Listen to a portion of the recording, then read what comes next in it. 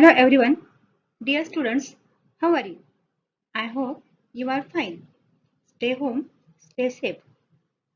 Today we are going to discuss about question number 5, 6 and 7 from our activity sheet.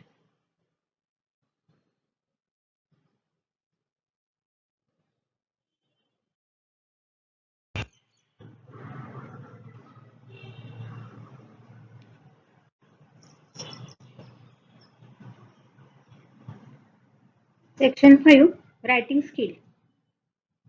This section is for 20 marks. In this section, there are a lot of activities you are expected to solve. Let us see one by one. विभाग 5 हा लेखन कौशल्य आहे.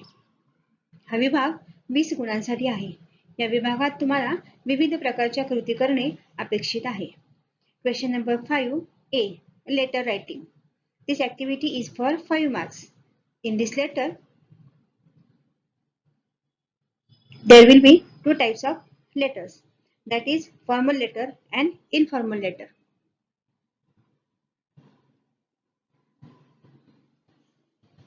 Same information will be provided for both types of letters. You are expected to write answer of as per given information. Choice is yours. Choose any one of them and complete the activity properly. Let us see the distribution of marks for this activity. विभाग 5 पत्रलेखन ही कृती 5 गुणांसाठी आहे. यामध्ये औपचारिक आणि अनौपचारिक अशा दोन्ही प्रकारची पत्र लिहिण्यासाठी माहिती दिली जाईल. दिलेल्या माहितीचा योग्य वापर करून दोन्हीपैकी एका प्रकारचे पत्र लिहिणे अपेक्षित आहे. या कृतीसाठी ची गुणविभागणी अशी असेल, पाहूया.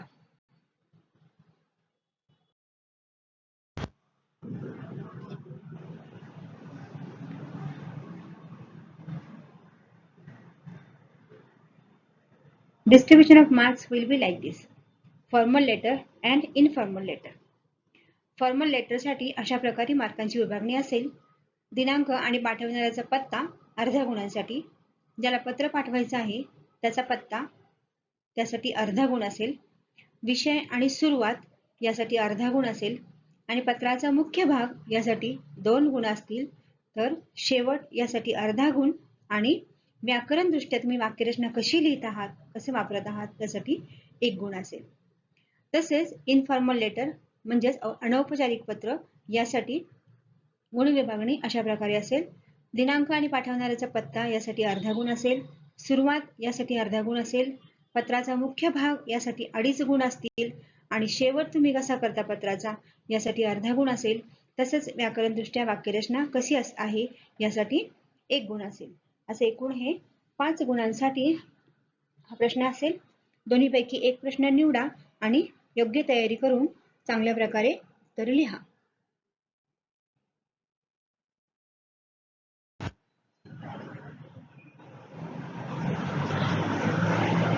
पत्र लिहित असताना महत्त्वाचा मुद्दा म्हणजे पत्र हे ब्लॉक फॉर्मॅट मध्येच लिहिणं अपेक्षित आहे. तर what is block format? In block format the entire text is left align and single space. The expectation to the single spacing is a double space between paragraph instead of indents for paragraphs. म्हणजे पत्र औपचारिक असो किंवा अनौपचारिक असो, पत्र लेखनासाठी block फॉर्मॅटचा उपयोग करायचे. म्हणजेच पत्राचे सर्व महत्त्वाचे घटक डाव्या बाजूला समासाच्या बाजूला लागून लिहायचे आहेत. पत्र पाठवणाऱ्याचा पत्ता, पत्राची सुरुवात, पत्राचा शेवट या सर्व गोष्टी समासाला लागून लिहायच्या आहेत.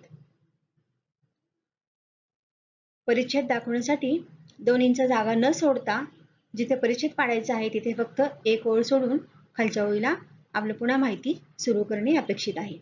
पत्रलेखनासाठी दिलेल्या मुद्द्यांचा योग्य वापर करून साधारण 2 ते 3 परिच्छेदामध्ये पत्र लिहिणं अपेक्षित आहे.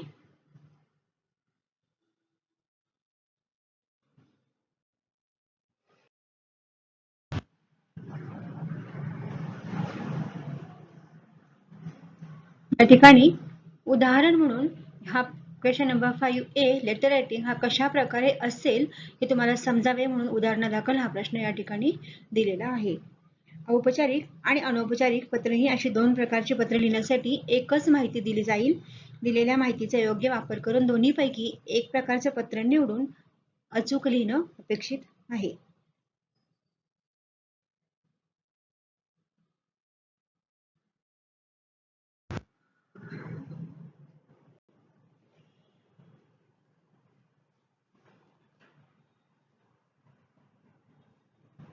So next question is question number 5B, B1, dialogue writing.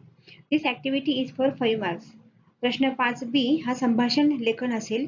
ही कृती 5 गुणांसाठी असेल. In this activity you have to solve 3 activities and these are A, B and C. Question number 5B, A is for 1 mark, B is for 1 mark and C is for 3 marks. For well preparation of this activity, you have to attend all chit chat activities from your textbook.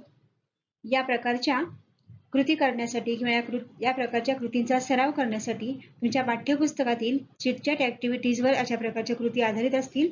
त्यामुळे या प्रकारच्या कृतींचा सराव करण्यासाठी पाठ्यपुस्तकातील chitchat ॲक्टिव्हिटींचा चांगला सराव करा. या प्रश्नाला पर्याय असेल question number 5B, B2, B1 किंवा B2 या दोन्हीपैकी एक तुम्ही निवडू शकता. दोन्हीपैकी एक निवडा, त्याचा चांगला सराव करा आणि योग्य असं उत्तर चांगल्या प्रकारे लिहा.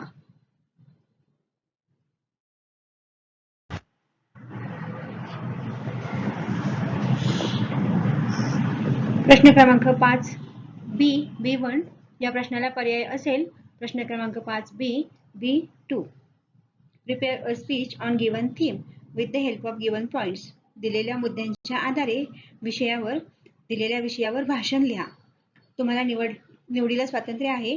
कोणताही एक प्रश्न निवडा आणि त्याची उत्तम तयारी करून छान उत्तर लिहा.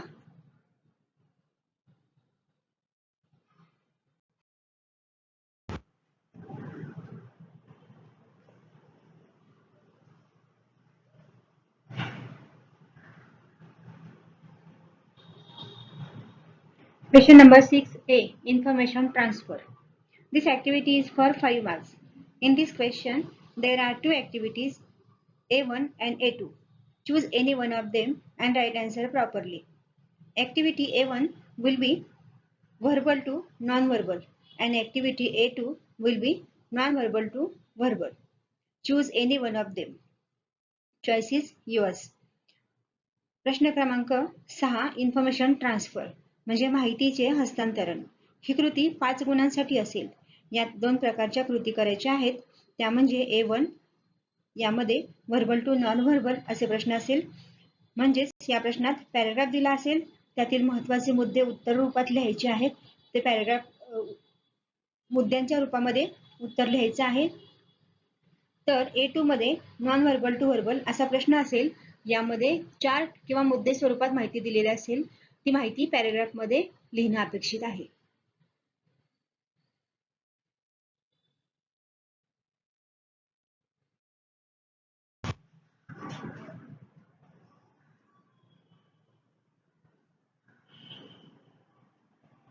Then next question is question number 6B, expand the theme.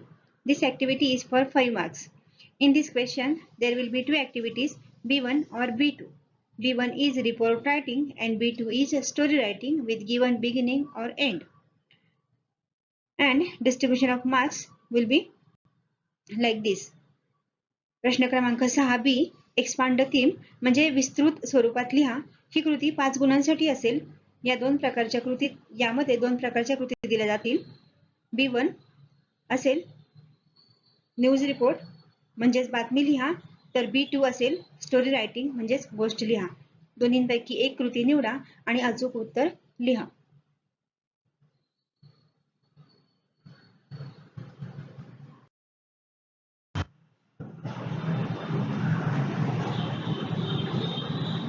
या कृतीसाठीची गुणविभागणी अशी असेल पहा. शीर्षक आणि समर्पक सुरुवात यासाठी 1 गुण, व्याकरणदृष्ट्या वाक्यरचना योग्य यासाठी 1 गुण, योग्य मांडणी यासाठी 2 गुण आणि योग्य शेवट यासाठी 1 गुण. असा एकूण हा 5 गुणांचा प्रश्न असेल. दोन्ही प्रश्नांपैकी एक प्रश्न निवडा, चांगला सराव करा आणि योग्य उत्तर लिहा.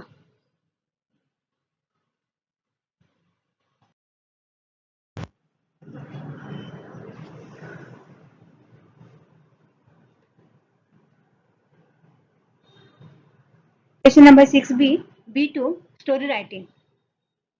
यासाठी सुद्धा गुणांची विभागणी अशाच प्रकारची असेल. शीर्षक 1 गुण असेल, व्याकरणदृष्ट्या वाक्यरचना यासाठी 1 गुण असेल, योग्य मांडणी यासाठी 2 गुण असतील आणि योग्य शेवट यासाठी 1 गुण असेल. असा हा एकूण 5 गुणांचा प्रश्न असेल. दोन्हीपैकी एका प्रश्नाची चांगली तयारी करा आणि भरपूर यश मिळवा.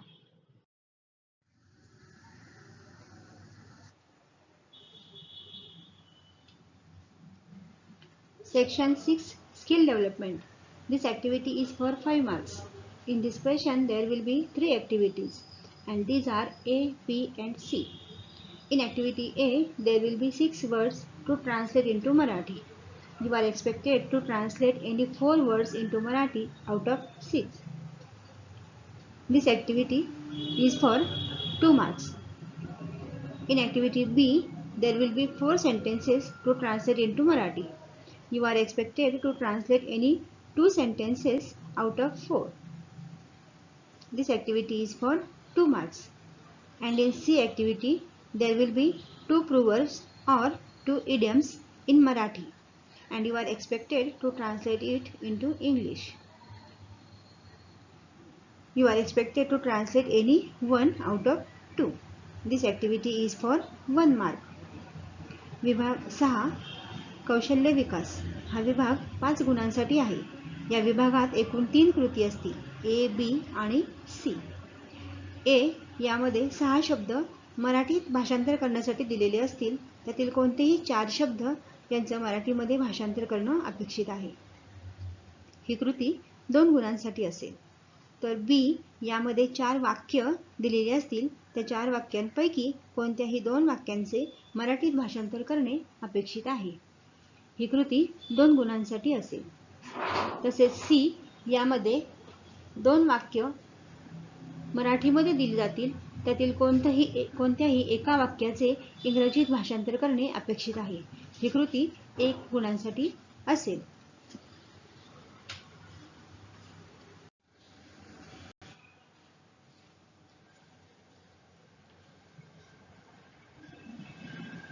So dear students, this is our activity sheet of 80 marks.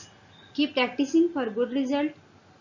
Wish you all the best. I hope you have enjoyed this lesson a lot. Be good, do good and get good. See you in the next lesson. Thank you.